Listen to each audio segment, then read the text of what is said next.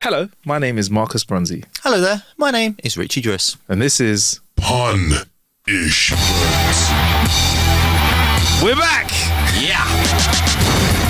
Foreboding. Punishment. I love this song, sorry. Banger. I just listened to it all the time. I was at the gym listening to this song. What? I lifted 3 times as much weight as I usually would. I bench pressed 400 kilograms. Yeah. I deadlifted 700 kilograms. Get me? I fought an elephant to this song. Bro, 100 gorillas versus me in this song. Yeah? I'm winning! This is it. So this is Punishment. This is the episode where you send in your best jokes, your worst jokes. A lot of jokes have been sent in that we can never talk about until our last ever episode of How to Kill an Hour, because it will be our last episode of How to Kill an Hour. If you want to send a joke in, you send them into jokes@howtokillanhour.com. And added bonus, at the end of today's episode, apparently we have some information about this song. Oh, do we, Driss? Well, about this advert, about this campaign. About this absolute worldwide hit. Anyway, let's crack on with it, man. Right, Driss, I'll go first. This is from Grace. A Texan farmer went on vacation to Australia. He met up with an Australian farmer who proudly showed him his wheat field. That's nothing, said the Texan. Back home, we have wheat fields that are twice as large as this. Next, the Australian pointed out his cattle. That's nothing, said the Texan. We have longhorns that's twice as big as your cows over here. Just then, half a dozen kangaroos bounded across the road. What are those? Said the Texan. The Australian farmer said with a smirk on his face, don't you have grasshoppers in Texas? Go on, Grace. Go on, Grace. It doesn't say who this one is from. Okay. Might be a reason for that. It might be a little bit risque. Subject matter is, I have a question for people with OnlyFans. Why wouldn't you get an air conditioner instead? Oh, yeah, there it is. OnlyFans, get it? Yeah, I can get that immediately. Much more funny than a 24-hour... Shagathon. Shagathon. Why did no one call it that? What did they call it? I don't know. I don't think they called it a shagathon. Now that sounds like something that you want to... I feel like I would. You could combine yourself with a charity of sorts. You could get back in by lube. A shagathon. A shagathon. A shagathon sounds like you're doing it for community. You know what I mean? For a good cause. Yeah, for a good cause. A shagathon. What was it referred to? Shameful. Just was that it? I don't know what they could. Just like they just called it what it was, like 100 guys in 24 or whatever it was. No catchy name. That's man. Shagathon. Yeah. Marketing. Hashtag shagathon. Yep. Then you could have Shagathon 2. Yeah. The Revenge. Yeah. You get me? You know. Anyway. Sodomathon. Oh, whoa. Sodathon. Sodomathon. Sodomarathon. Sodomarathon. Wow. Guess who's back? Yeah. You see it? Yeah. Right. This one's from Judith.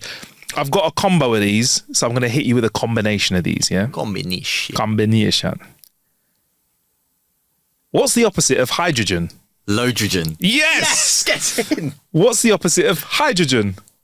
Lodrogen. Hydrogen. Ah! What do you call a compound between the metals iron and nickel? Nickelback? Ironic.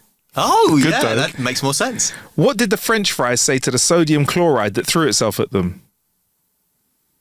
I'll give up. We could have you for assault. I don't know why was that. That was my French accent. Yeah, that was all right, yeah. No, it was horrible. Cigarette? Wait. No, that was... Cigarette? We could have you for assault. Yeah, that's pretty good. Yeah. There we go. Right. After you, brother. Right, this is from Harris. One of the perks of working in a day nursery is that you can fart, and then you get to watch your colleagues check all the babies and toddlers for a soiled nappy. I feel like that is just an anecdote. Harris, it's just an anecdote, isn't it? Come on, admit it. I think it's just a confession. It's a confession, Yeah, exactly. This is from Dr. Marcello, right? A porn name, or? I think they're an actual doctor. They said they were MM and MD as well, and MM, I don't know what it means, but I think it's something that, you know, like you have MD, OB, ABC, 1, 2, 3, like, and it means something. Yeah, but all those are very different. Like an MM or. But I don't know what an MM is though. But an MD is a master of medical doctorate. Doctor of medicine. That's what it means. Okay. I don't know what MM means. Let's find out. Master of music. So they're a master of music and a doctor as well. Oh, you smart guy. Could MD also be Doctor of Music as well? They're a Doctor of Music as well. How can you be a doctor of music? You can get a doctorate in anything. I was going to get a doctorate in media, which would make me a Doctor of Media, MD. Be Marcus Bronzy, MD. But what I didn't do is get the PhD beforehand, and I didn't get the degree. Right. I'm joking. Yeah, but yeah, I guess you could become a professor of anything. So you can become a doctor of anything. Yeah, but a doctor implies that you are. My assumption about a doctor is that you take a problem and you make it better. Yeah. Right? Yeah. You nurse it to health. Yeah. How does that apply to music? Stay with me now, right? You take shit West rappers Coast, and make them better. West Coast, right? There's a man called Andre, right? And hip hop needs to be revived, right? Yeah. Okay. I got you. Yeah. Okay. Can we say he did make it better, right? Oh, he yeah, did make it better. 100%. He is a doctor, isn't it? Yeah. Dr. Dre. There we go. So there you go. I feel like that's the best argument I can have. Yeah. Go on, what were you going to say? No, which feeds into the... Yeah, no. Feeds into what? Go on. No, I've lost my train of thought. I've genuinely lost my train of thought. Oh, man. All right. Okay. Right. So, from Dr. Marcello. That's going to be a hell of an edit, that. Yeah. A woman enters a pharmacy and asks the pharmacist, "Do you have any poison for sale?" The pharmacist, "I'm not selling any such thing to you." The woman, "I want it. I need to kill my husband who's cheating on me." Pharmacist, "I told you, I'm not selling you anything of the sort." Woman, "Let me show you the photos. I caught him in bed with your wife." Pharmacist, "Do you have a prescription?" Very nice. There we go. Who was that from? It's from Dr. Marcello. Oh, he's a doctor. Oh, my days. From Doctor of Music. Again, maybe Dr. Dre's friend. Maybe that could be there we go. anecdote. Yeah, prescription. There you go. Yep. I text my wife, Ruth, out of the blue, saying it's over. I'm ruthless. That's very nice. That's very nice. I've never come across anything close to that before. What does a rude Frenchman and a ruthless Englishman have in common? I give up. What does a rude Frenchman and a rude Englishman have in common? No merci. Ah, it's very nice again. If you think Thursdays are depressing, wait 2 days. It will be a Saturday. Hey! Shout out to the Americans of that, innit? Yeah. Hey! There we go. Right. From Ryan. A man goes to the doctors. Man, so, how's it looking, doc? Doctor, I'm afraid you just have a little bit of time to live. Man, how much time? Doctor, 5. Man, 5 what? Years? Months? Doctor, 4. 3. Oh, no. Oh. Man. My friend passed away, and at his grave, I said, "Bro, I really miss you. My wife has been pregnant for 7 months now. How about you reincarnate as my child?" 2 months later, my wife gave birth to a big boy. As my child grew older each day, I realised he looks a lot like my best friend. I'm really happy that my prayers worked. That's so dread. Because he can't even do anything about it. Oh, man, listen. He kept the faith. Sometimes that's all we got. Yeah. A busy couple whose schedules only allow them to have sex once a month bought a packet of 12 condoms so that they could have sex once every month for a whole year. 3 months later, the wife went to get one and found the box empty. "What happened to the other 9 condoms?" she asked her husband. He replied nervously, I masturbated with them. The next day, she shared the story with the male co-worker and asked him, "Have you ever done that?" "Yeah, once or twice," he told her. "What, you've actually masturbated with a condom?" "Oh," he said, "I thought you were asking if I'd ever lied to my wife." Better I told that one today, innit? Absolutely. My wife hates it when I mess with her red wine. I added some fruit and orange juice. Now she's sangria than ever.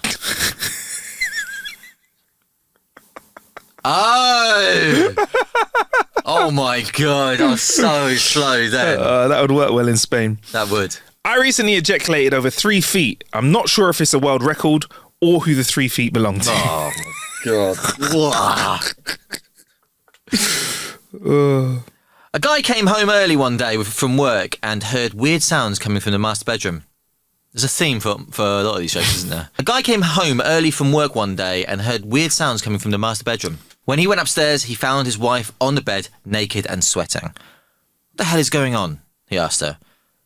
I'm having a heart attack, she stammered. Her husband ran downstairs and dialed 999.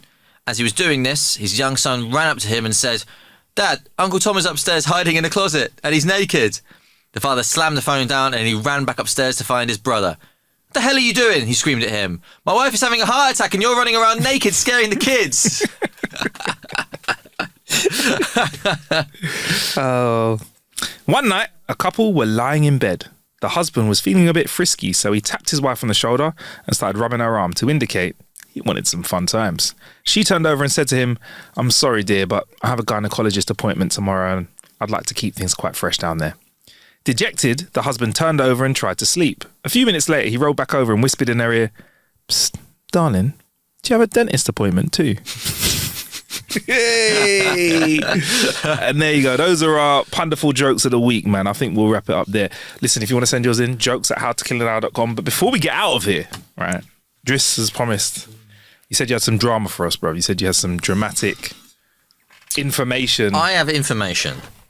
Okay, you know the wonderful theme tune to this section. How dramatic is it? Is it a...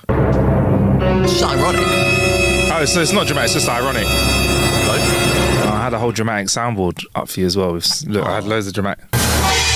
So, the song that intros this whole punishment section. Remember that font?